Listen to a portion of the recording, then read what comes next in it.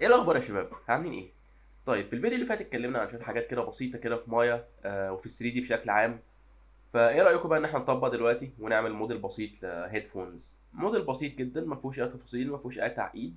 بس نطبق الحاجات اللي احنا اتعلمناها ونشوف ان احنا ازاي بقى بنبدا نستخدم الادوات دي عشان نعمل موديل، ازاي ان احنا نحول كيوب مثلا لموديل هيدفونز. فيلا بينا نبدا، وما تقلقش الموضوع سهل وبسيط، مش عايزك تقلق خالص، ويلا نبدا. فانا هجيب سلندر. تمام. وهاجي هنا ايه المنيوز دي؟ هاجي هنا هلاقي ان هو كاتب لي ترانسليت اكس واي اند زد. ده ان انا اتحرك في الاكس. شايفين دي اللي احنا كنا بنعملها بايدينا، اللي هو انا كنت اجي هنا اهو ادوس دبليو اتحرك في الاكس، دي زيها زي دي اهو. ادوس عايز اتحرك في الواي اهو، هتلاقيني بتحرك هنا. روتيت نفس الحكايه، لو بروتيت هنا فدي هي. لو انت مش عايز تتحرك بالاسهم وعايز تتحرك من هنا، بس طبعا الاسهم احسن. الا لو انت عايز تتحرك بديجري، يعني انت مثلا عايز تتحرك 10 درجات في الاكس. انت عارف انك محتاج 10 درجات بالظبط في الاكس، فالاحسن انك تعملها هنا. طيب، اول ما بننزل موديل جديد بيبقى عندنا منيو اسمها في الانبوت هنا، اسمها اللي هي البولي سيلندر ديت. يعني بص تعالى كده الغي ده وانزله تاني، تلاقي تبقى مقفوله كده، دوس عليها تلاقيه فتح لك منيو. طيب المنيو دي بيبقى فيها ايه؟ المنيو في دي بيبقى فيها الراديوس اللي هو حجم تعالى نصغر كده. حجم السلندر هل هو كبير ولا صغير؟ تمام، عاده بنسيبه في واحد، انا ما بغيروش. الهايت ارتفاع الاوبجكت قد ايه اهو. انا برضو عاده بسيبه الديفولت بتاعه وبعدين انا بغيره. السب ديفيجن اكسس اللي هم دول، شوف في كام عاده. دول دايما يكون رقم يتعمل له ديفايدد باي 2. يعني ما ينفعش مثلا يبقى 19 مثلا. 19 ده يبقى غلط، ما ينفعش يبقى 17. خليه مثلا دايما ايه 8 12 16 14 حاجات كده. انا عاده بحب اخليه 12. السب ديفيجنز هايت ديت اللي هي ايه اللوب كاتس اللي هي اللي هتبقى هنا. فانا ايه لو رجعت كده، خلينا نبص اهو. سوري، السب ديفيجن هايتس اللي هي هتبقى هنا. انا برضو بسيب دي. والسب ديفيجن كابس اللي هي الايدج لوبس اللي هتبقى هنا، فانا بخلي دي 2 وبس. وعاده مش بعمل حاجه تاني في المنيو دي، انا عاده بغير السب ديفيجن اكسس والسب ديفيجن كابس. طب تعالى كده ننزل موديل تاني وهغير فيه، وبعدين احاول اخليه ان انا اغير الاكسس والكابس. يعني تعالى مثلا نعمل كده سكيل، نعمل كده نعمل كده.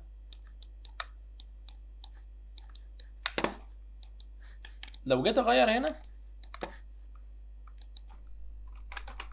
هتلاقي ان الشكل باظ مني، هتلاقي ان هو باظ تماما.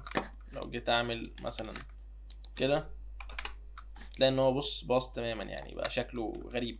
فالاحسن دايما انك انت لما تنزل سيلندر بالذات، يعني كيوب مش تحتاج تعمل كده، بس لما تنزل سيلندر بالذات انك الاول تظبط السب ديفيجن اكسس بتاعتك والسب ديفيجن كابس، وتظبط اي حاجه انت عايزها من المنيو دي، وبعدين تبدا بقى تعمل السكيل اللي انت عايزه، الروتيشن وات ايفر، لان ده بيأثر. فانت اعمل دي الاول وبعدين اعمل دي. تمام. هاجي هنا هعمل روتيشن في الاكس في الزد سوري، ايه 90 درجه. فانا هنا انا عشان عارف ان الرقم محدد فانا رايح نفسي واكتب ايه 90. تمام. فانا اصبح عندي الشكل ده كده. هعمل سكيل، هدوس ار، همسك الاكس كده اعمل ايه سكيل في الاكس كده بسيط. تقريبا ده ايه شكل سماعه. طيب، في هنا حاجه انا عايز اعملها، انا دايما بحب اعملها في السلندرز. انا بعمل ايه؟ باجي عند كلمه موديلنج تولز ديت وبختار سيمتري واختار اوبجكت واي. السيمتري ده بيعمل ايه؟ ان انا لو همسك ايدج هنا مثلا هبص كده هلاقي ان هو ماسك لي دوت، لان ده في الواي اكسس بتاعه. يعني لو جينا قبل الروتيشن، تعالى ايه نلغي الروتيشن اللي احنا كنا عاملينها. تمام. فده كده ده الواي اكسس، شايف يعني هنا اهو. فده كده الواي اكسس. فانا هاجي كده ايه امسك الاربعه ايدجز دول، هبص تحت الاقي ان انا ماسك نفس الاربعه ايدجز. هقوم دايس شيفت وهعمل مربع كده بالماوس. يعني انا دايس على كليك شمال وهعمل بيه مربع كده اهو، شايفين اهو. فلاقي ان هو مسك لي الايدجز عكس اللي انا كنت مختارها. يعني كنترول زد انا مختار الاربعه دول، لما دوست شيفت وعملت كده بقيت ماسك الاربعه دول، وهدوس كنترول ديليت، مش هدوس ديليت بس وهنتكلم في ده بعدين، هدوس كنترول ديليت، اصبح ان انا عندي لغيت الاربعه ايدجز اللي كانوا هنا دول. وهجيب المالتي كات تول، بس مش هدوس كنترول المره دي، هسيبها كده، هدوس هنا على البوينت ديت وهدوس هنا وادوس انتر، وادوس هنا وادوس هنا واعمل انتر. انا بحب اعمل كده دايما في السلندرز، وهنبقى نشرح بعدين ليه ده احسن، بس انا دايما اي سلندر بشتغل عليها بحب اعملها بالشكل دوت برضو اول ما ببدا، مش قبل ما اعمل سكيل والكلام ده، اول ما ببدا اول ما بنزل السلندر بعمل كده على طول. طيب تعالى نرجع اوبجكت، تعمل لها روتيت تاني في الزد 90. تمام. بصوا بقى هنا انا بقى عندي هيستوري، بقى عندي هيستوري حاجات كتير قوي. ولو جيت بقى حاولت اغير تاني، تعالى نشوف، اصلا مش هيديني اصلا، هي المنيو خلي بالكم المنيو راحت لو انتوا واخدين بالكم. تعالى كده نحاول نغير، بص الاوبجكت هيبوظ.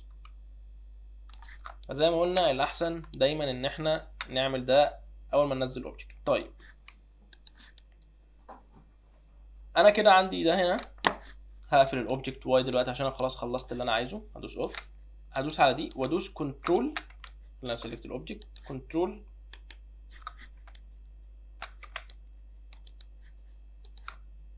وميدل كليك عشان اعمل ده في النص بالظبط.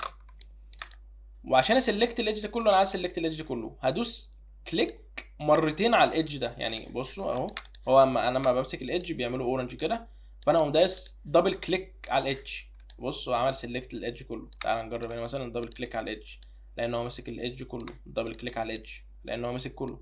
طب مثلا انا عايز امسك فيس معينه، عايز امسك الفيس دي، اقوم دايس دي ودايس هنا فيمسك الفيس دي كلها، ادوس هنا ودبل كليك، شيفت دبل كليك، انا بدوس شيفت دبل كليك، يعني مثلا انا عايز امسك الفيسز دي كلها، هدوس هنا شيفت دبل كليك اهو، هنا شيفت دبل كليك كده. عايز امسك الايدج ده اهو، عايز امسك الايدج ده كمان شيفت دبل كليك اهو، عايز امسك ده كمان شيفت دبل كليك ده.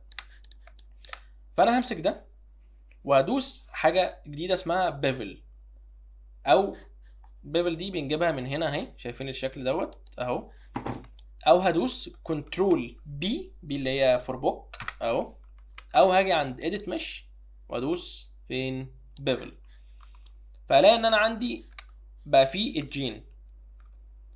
انا بحب اعمل كده ليه؟ تعالى كده نلغي دوت، لان انا محتاج افصل الجزء اللي في النص، فانا كان ممكن اجي اعمل كده وكده، بس الجزئين دول انا مهما عملت هما مش هيبقوا متساويين، يعني في جزء هيبقى اكبر من التاني، وطبعا ده مش صح، احنا عايزين الموديل بتاعنا يبقى سيمتري. فانا اقوم دايس هنا ميدل كليك تاني، كنترول دبل كليك الايدج، كنترول بي، وهلعب في الفريكشن، شايفين هقلل بقى ازود في الفريكشن براحتي. تمام، انا هنا اهو بلعب وبقلل في الفريكشن براحتي، وانا متاكد دلوقتي ان الاثنين دول متساويين، يعني الاثنين دول زي بعض بالظبط.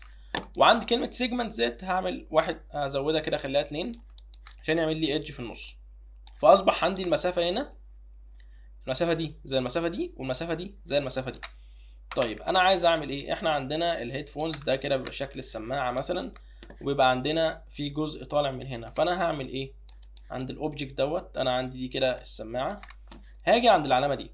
ايه العلامه دي؟ دي بتعمل سموز. ايه السموز؟ ان هو بيكتر لي الايدجز في الاوبجكت، شايفين؟ يعني تعال نرجع كده تاني، شايفين هو كان كده، لما انا دوست هنا على العلامه دي كتر لي الايدجز بالطول وبالعرض وبكل حاجه. طب انا ليه عملت كده؟ اقول لك انا ليه عملت كده، عشان انا عايز، تعالى بقى هنا نختار ايه، الزد، انا عايز ان انا، لا مش الزد ولا الزد بالظبط، الزد، عايز ان انا انزل كده، انا عايز اخلي الشكل ده يبقى كيرفت شويه، لان انا هعمل اكسترود للسماعه دي، فعايز الشكل ده يبقى ايه، كيرفت شويه. فانا همسك الفيرتكس ديت، انا هنا عامل اوبجكت زد عشان اسلكت الناحيه الثانيه، فيبقى ايه، اشتغل على الناحيتين في وقت واحد عشان الاثنين يبقى شكلهم زي بعض. طيب وهعمل هنا عن ترانسفورم كونسترين ديت ايدج سلايد. طب ليه انا هعمل كده؟ بص تعالى اقول لك، لو انا بالذات ان ده سلندر مش كيوب، لو انا جيت انزل كده هلاقي ان انا بوظت شكل الاوبجكت، يعني انا هنا بوظت شكل السلندر، ما بقاش مظبوط. فانا مش عايز انزل كده، انا هقول له زحلق الايدج نفسه بس بنفس شكل السلندر. يعني انا لو خدت ده كده عملت اهو كده، انا بزحلق الايدج بس مش ببوظ شكل السلندر، هو كده كده بيتزحلق على شكل السلندر نفسه، عكس ان انا اعمل كده اهو. هتلاقي ان هو بص هو بيدخل جوه السلندر اصلا، هو بوظ شكلها، شايفين؟ فدايما معظم الحالات وانا شغال في سلندر بس بفتح الايدج سلايد دي، فانا هقوم هسلكت ده واسلكت دول عشان عايز دي يبقى شكلها ايه دائري شويه، فانا هقوم نازل كده اهو، بعدين هقوم سلكت دوت، هعمل كده، ممكن اسلكت دول شيفت اسلكت دي، انا عايز شكلهم يبقى ايه دائري ويدي شويه. لو انا يا جماعه حصل وفي فيرتكس كده عايز اشيلها بدوس كنترول، اي حاجه انا اعمل لها سيلكت، مثلا انا عامل سيلكت الاثنين دول بدوس كنترول بيشيل السيلكت. تمام، اعتقد كده شكلها ايه لطيف. طيب تعالوا بقى ايه نسلكت الفيسز ديت، هدوس هنا شيفت شيفت شيفت شيفت، شايفين عشان انا فاتح السيمتري على الزد فهو ايه بيسلكت الناحيه الثانيه. طيب هدوس هنا شيفت شيفت، هنا دبل كليك، شيفت شيفت دبل كليك، شيفت شيفت دبل كليك، فاصبح عندي انا ماسك الحته دي كلها. وهدوس كنترول اي زي ما اتفقنا، هنعمل ايه اوفست كده ايه خفيف لجوه. تمام، بعدين هدوس ايه كنترول اي مره تانية وهدوس سيكنس، هدخلها لجوه مش لبره، انا مش عايزها لبره انا عايزها تبقى لجوه. تمام، بعدين هدوس كنترول اي مره كمان اعمل اوفست حاجه بسيطه. تمام كده انا عندي ايه شكل سماعه، بس انا عايز بقى الفيسز ديت، فانا هعمل ايه كليك يمين، شيفت كليك يمين سوري. شايفين كلمه دوبليكيت فيسز ديت؟ خلي بالكم احنا كل حاجه بندوسها، انا لو دوست شيفت كليك يمين هيفتح لي منيو، غير لو دوست كليك كنترول كليك يمين هيفتح لي منيو، غير لو دوست كليك يمين. كل واحده فيهم تفتح منيو وهنتكلم عليهم في المستقبل كل منيو بتعمل ايه. فانا هدوس دلوقتي شيفت كليك يمين هعمل دوبليكيت للفيس، فاصبح عندي الاوبجكت زي ما هو، واصبح عندي ايه الفيس ده لوحده. فانا هعمل ايه، انا عايز اسكيل الفيس ده عشان يرجع يبقى نفس المكان دوت، فانا هسكيل كده ايه، هقفل الايدج هقفل الميرور وايه وهسكيل كده لحد ما يبقى تقريبا نفس المكان تقريبا يعني، وعايز اصغره في الاكس بحيث يبقى فيه فاصله بينه وبين الحته دي، فانا هصغره كده ايه سنه بسيطه قوي بحيث يبقى فيه كده ايه فاصله بسيطه، وهدوس كنترول 1. كنترول 1 دوت بتخفي لي اي حاجه وتسيب لي بس الاوبجكت اللي انا ماسكه. يعني شايفين لو انا مثلا جيت هنا اهو كنترول 1، انا شغال على ده دلوقتي، هرجع كنترول 1 انا شايف كل حاجه تاني، هدوس هنا كنترول 1 وهدوس كنترول اي عشان اعمل اكسترود. تمام، وهعمل سيكنس لجوه، انا مش عايزه لبره انا عايز لجوه. طب هو ليه دلوقتي بقى شكله اسود؟ يعني احنا تعالى لما قلبنا كده هو كده شكله كويس بس هو كده شكله اسود. انا لما عملت اكسترود لجوه انا عكست شكل الفيسز، لان هو المفروض الفيسز هي باصه لبره كده، فانا المفروض لما اعمل اكسترود اعمل لها اكسترود لبره كده ما اعملش لجوه.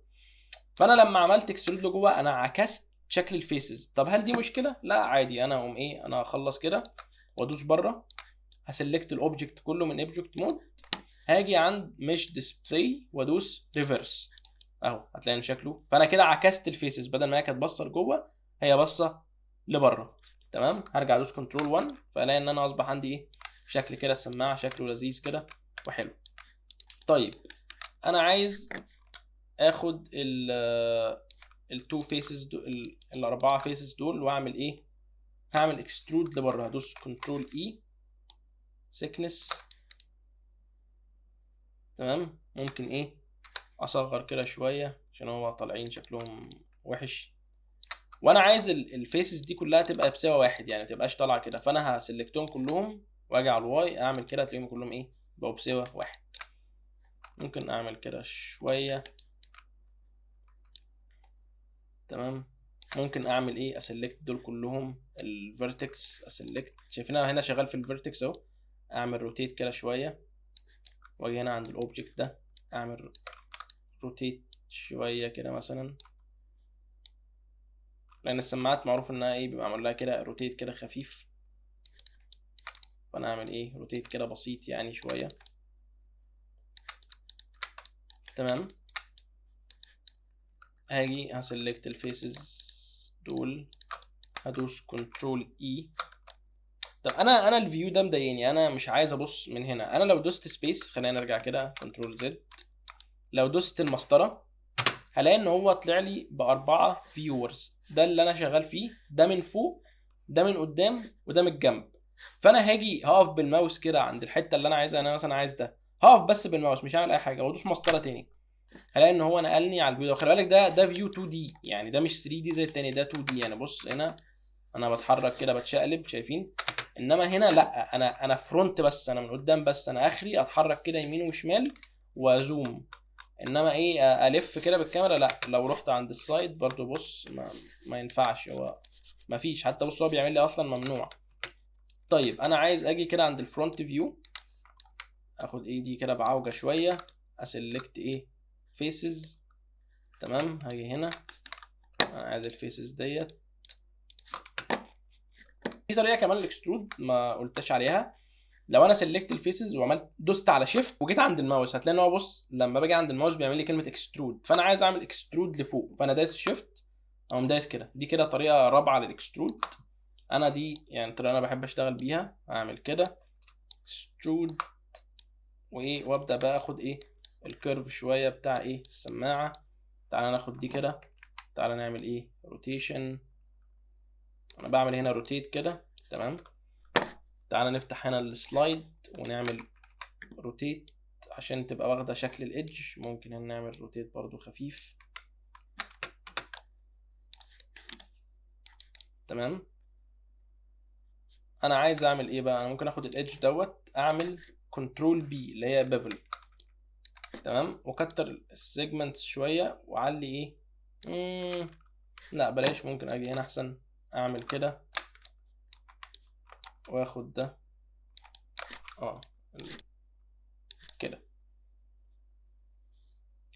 طيب انا دلوقتي عملت نص الشكل، فعايزين نعمل له بقى ايه ان هو يبقى الشكل التاني. فانا اكيد مش هعمل يعني مش هكمل نفس الحركه عشان ايه ما بوظ، لان انا مهما عملت انا مش هعرف ان انا اخلي النص التاني زي النص ده. فانا هعمل ايه؟ انا هاجي الغي الاربعه فيسز دول كده، كنترول ديليت. تمام. سيلكت اوبجكت. هاجي هنا عند فين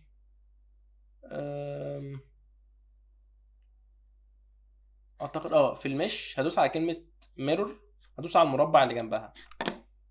انا هعمل ميرور للاوبجكت دوت، هعكسه. تمام. وهاجي هنا اعمل اديت ريسيت، هشيل كلمه كات جيومتري، وانا عايز اعمل له ميرور على الاكس اكسس. فانا اقوم دايس ابلاي، هلاقي ان هو عمل لي كده. فانا اقوم محرك بكل بساطه، احرك كده. اول ما يقربوا من بعض هيبدا ان هو يلحم الفيرتكس ببعض. شايفين؟ هيبدا ان هو ايه يلحم ايه الفيرتكس ببعض. بس انا حاسس انها شكلها صغير قوي. فانا هعمل ايه قبل ما اعمل كل ده؟ انا ممكن احرك دي كده شويه كمان، احرك ايه دي كده شويه كمان كده، بحيث يبقى شكلها ايه احسن. ارجع اوبجكت مود. اهم حاجه قبل ما تعمل ميرور لازم ترجع اوبجكت مود، ما ينفعش تعملها في الفيرتكس او الايدجز. ادوس ابلاي، ارجع كده ايه هنا تاني. كده شكلها احسن كتير. كنترول زد، اعمل كده كده شكلها احسن. بعدين اقوم جاي نفس الحكايه ابلاي، اقوم رايح هنا. طيب كده احنا عملنا السماعه، بس هي شكلها شارب وسخيف. في طريقتين ان انا اعالج بيهم الموضوع ده. طيب هو ليه الاوبجكت بتاعنا شارب كده؟ يعني هو ليه شكله شارب كده وسخيف؟ لان هو البوليجونز بتاعته قليله. ايه هو البوليجونز؟ البوليجونز هو عدد الفيسز والايدجز والفيرتكس. فهو العدد بتاعنا هنا قليل، فهو مدينا الشكل اللو بولي دوت، شكل اللي ما فيهوش تفاصيل. فكل ما كان الشكل بتاعنا فيه تفاصيل اكتر وبوليجونز اكتر، كل ما كان شكله سموز اكتر وناعم. بس هو عشان ما فيهوش فهو شكله شارب. طب انا هخليه ازاي سموز؟ عندي طريقتين. يا اما ان انا اجي هنا وادوس رقم 3، شايفين بقى سموز ازاي وبقى شكله حلو. هاجي هنا برضو 3، شايفين بقى شكله سموز كده وحلو. بس 3 دوت في الفيور هنا بس، يعني انا 3 ده مش ده اللي انا هرندر بيه. ده هو في الفيور اللي انا شايفه دلوقتي بس. يعني انا لو جيت رندرت هلاقي ان هو اترندر بالشكل ده، لان دي حاجه هي معموله جوه مايا. لان انا لما بكتر البوليجونز الاوبجكت بيتقل، وكل ما الاوبجكت كان اتقل كل ما الشغل كان اصعب، وكل ما الكمبيوتر هيهنج وهيتعب. فدي ميزه في مايا، ان انا طول ما انا شغال لو دوست على 1 انا بشوف الفيو العادي، لو دوست على 3 انا بشوف الفيو لما يتعمل له سموز، لما يتعمل له سب ديفايد والبوليجونز تكتر. فانا لو دوست 3 انا كده شايف الاوبجكت بتاعي بعد ما يتعمل له سب ديفايد واكتر فيه البوليجونز. ولو دوست 1 ده شكله العادي.